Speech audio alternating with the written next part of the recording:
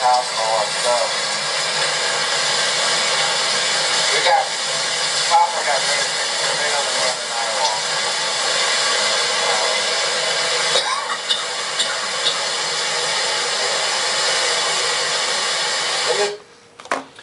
Hi, it's September 22nd, 2015, and I wanted to make a YouTube video warning Floridians to possibly thinking about getting out of Florida before it's too late, because I've been doing research for about 12 years, and I want to explain to all the viewers out there how I come upon doing my research, which I had totally intended on using for documentaries that I was trying to produce, but I have taken a step back on those projects right now because I am preparing to leave Florida myself, and I'm going to have to regroup and work on those projects later. To explain to all of you out there how I come upon my conclusions, this will be my examples. Around 2007, I was working on a, just little construction job for my sister's house. She had bought a new house and she had a property that needed a fence built around it. I was building the fence, and about a week before I was to do the job, I had a dream that I stepped on one of these guys. And I've been living in Florida since 1971. I've only seen coral snakes twice. Once when I was about 10 years old, and then once again in 2007 when I was working on my sister's fence. In the dream, I was walking in the yard working on the fence, and I stepped on a coral snake. The snake bit me in the leg and latched on, and that is supposedly what coral snakes will do. I think they're in the family of vipers. I'm not sure. You can research that on your own, but what they do is they latch on to you and they don't let go, and the poison gets into you and it kills you. And in the dream I was dying. Well, when I saw the snake a week later, I was carrying some lumber. I killed the snake instantly, not really knowing if it was a coral snake or not. And then after I killed the snake, I decided to check and see if it was a coral snake, and of course it was. And much to my surprise, only the second time in my life I saw a venomous coral snake, and I almost stepped on it. I killed it because I had a dream that I got bit by a snake and I was dying. Now, more recently, don't know what this means, but I had another dream that I got stung by some type of beautiful fish, and I didn't know what the fish was. And apparently, after having the dream, I'm trying to pull this picture up here. Oh great, computer's crashed up. I got so many things on here right now, it's locking up. Darn it. Come on, computer. Don't fail me now. Anyways, as you can see, this fish, the lionfish, has become evasive in Florida. In other words, they're invading, they're even getting into the fresh water in some areas in Florida, from what I understand. Well, anyways, I had a dream that this fish came up to me. Make long story short, he had these beautiful fins, as you can see in that picture there, and he stung me, and I was dying from the sting of the fish. Well, I didn't even know that such a fish existed. Woke up, typed in search poisonous fish, and lo and behold, lionfish came up. Apparently, it's becoming a big problem in Florida. Lionfish invasion in Florida. Don't know what that means, but see, I just want to explain to you how I get into research. A lot of times I just have a dream about something, and then the next thing you know, I'm researching that subject and finding out all kinds of information about it. This is a website for a place called St. Matthew's House in Naples, Florida. I have personally spent some time at this ministry in the past. The way that I originally got affiliated with it was, you see that cross there? It'll come around to the picture again, but you can see the guy on the cross. He's nailing little names to the cross.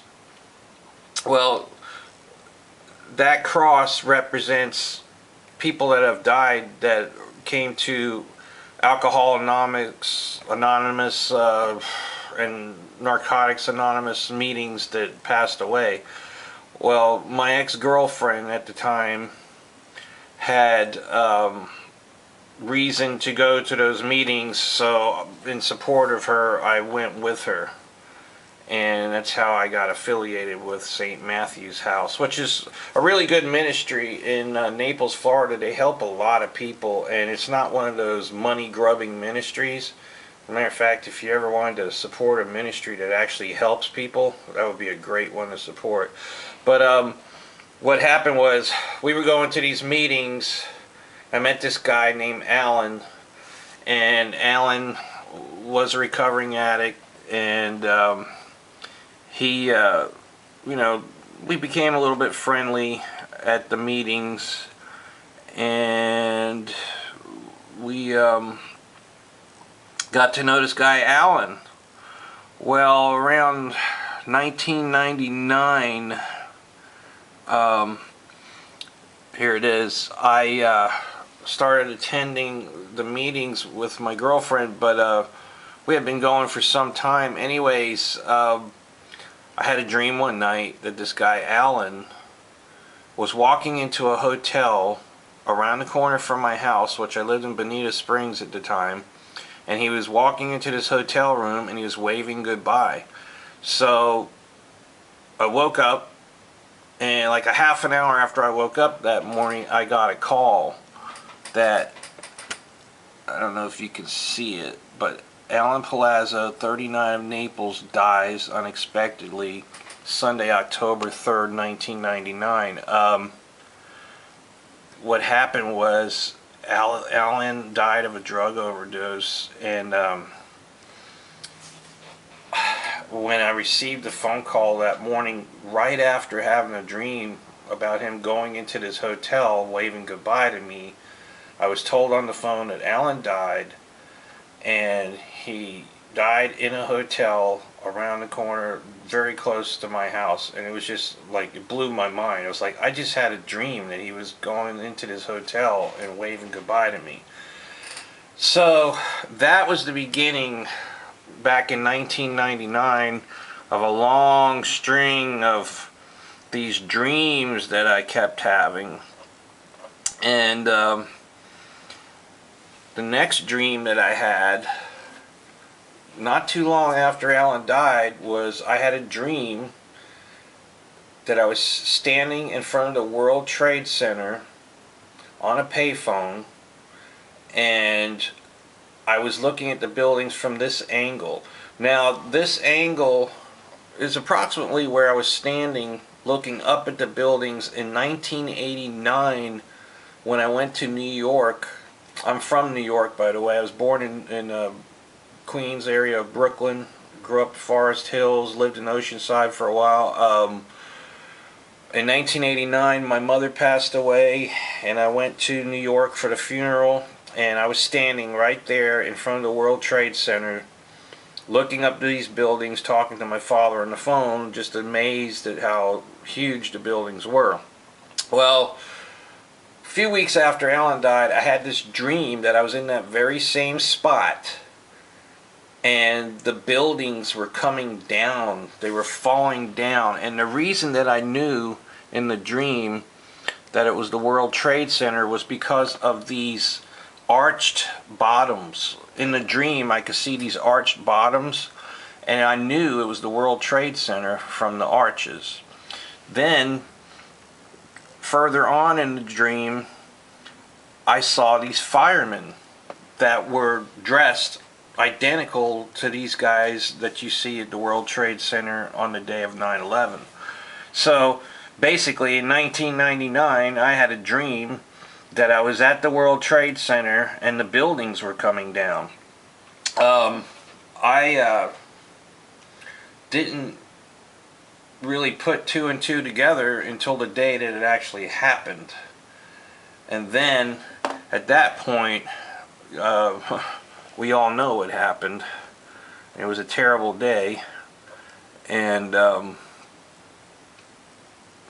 you know, everybody knows the rest of it. Obviously,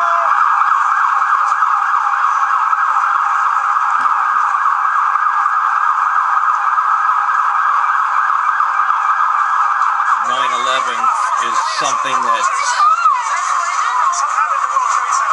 9/11, it's something that's bothered me for years and years and years, ever since the day it had happened.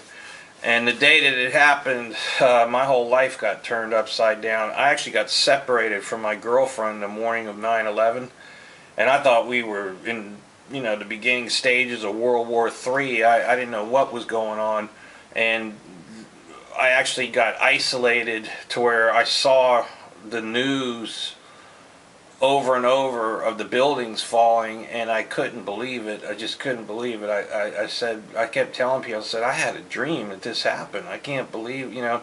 When I first had the dream, I thought, well, what could make something like that happen? An earthquake or something? I mean, I never imagined that those buildings could come down the way they did.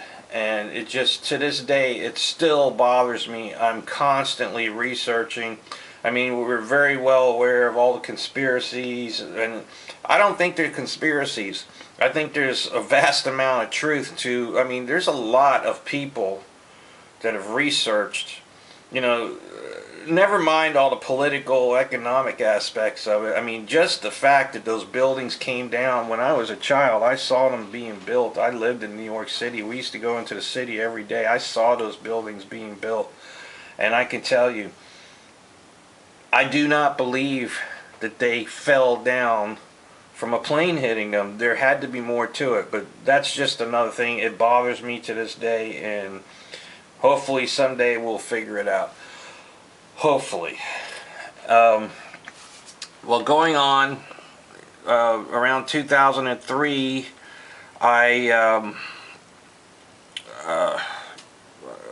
split up with my girlfriend, and I wound up just spending a lot of time with myself, just doing research and you know, looking into things. Well, another dream I had was, I had a dream that I was in New Orleans and there was this flood, and don't know how I knew I was in New Orleans, but I was in New Orleans, and I was in a building, about maybe a 4th story building, looking out over the city, and the city was flooded about, you know, about up to the 1st story of the buildings, just below the traffic lights. That's what I saw in the dream. I woke up and I knew it was New Orleans. I had a dream that I was in New Orleans and it was flooded. Well, around this time I started trying to paint pictures of what I saw in some of my dreams. I kept having dreams about, you know, tsunamis. Now, you look at that picture there.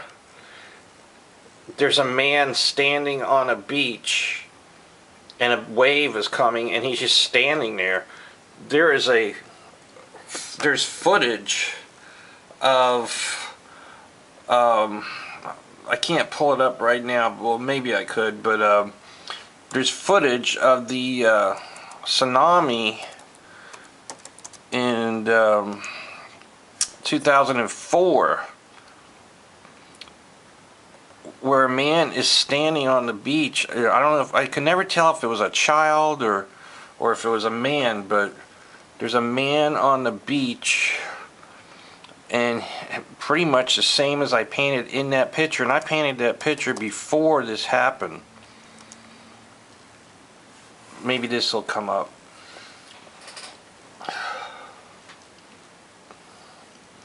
It shows this man just getting swept away by the wave.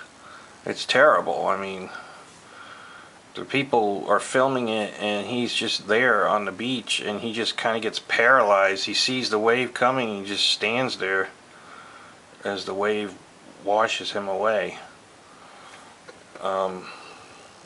See if it'll come up.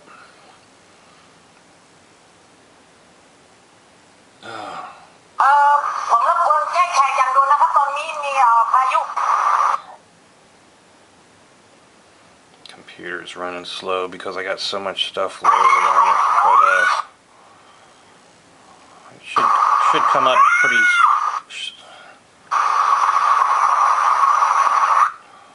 See if we can see this guy on the beach.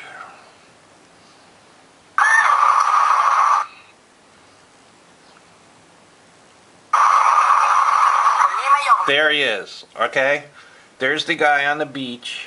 I don't know if it's a man or a child. I can't tell from the distance, but there's the guy on the beach.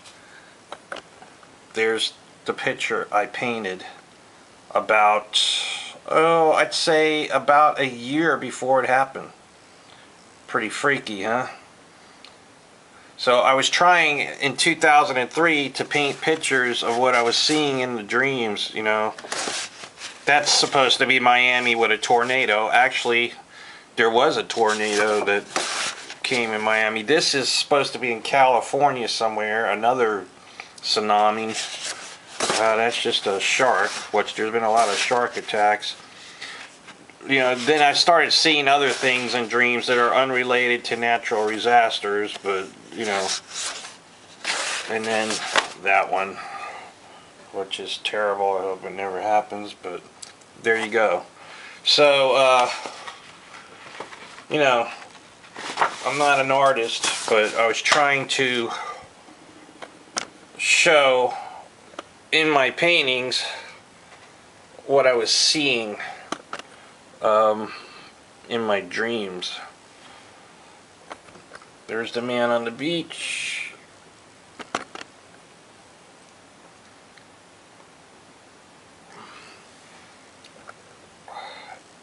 And that's what I saw in my dream. Pretty freaky, huh? Anyways, I left. Let me try to close some of this stuff out. Slowing my computer down immensely. Anyways, I left Florida for a while, and I went on this little tour to kind of went around preaching at places. I went to Charlotte, North Carolina for a while, and I was out there telling people that I was having dreams about tsunamis. Oh my God, I started having dreams about tsunamis probably way back in 2000, early 2000s, and especially the one that hit in 2004 for several months before the tsunami hit. I was hanging out with some people in Charlotte, North Carolina. I kept telling them about the dreams I was having and how they were disturbing me. And then, of course, the morning of the tsunami, a friend of mine came up to me in the bus station, slapped the newspaper on the table and said, "Hey, look what happened." And it really shook me up. Of course, now we have had another tsunami in Japan in 2011, and I was seeing the same things. This particular shot here of this building, I had this dream over and over, probably at least 3 times about these types of buildings. I saw several buildings that are on YouTube footage in different parts of Japan, but this is one of them. And there's several more that I saw in dreams. And just look at this.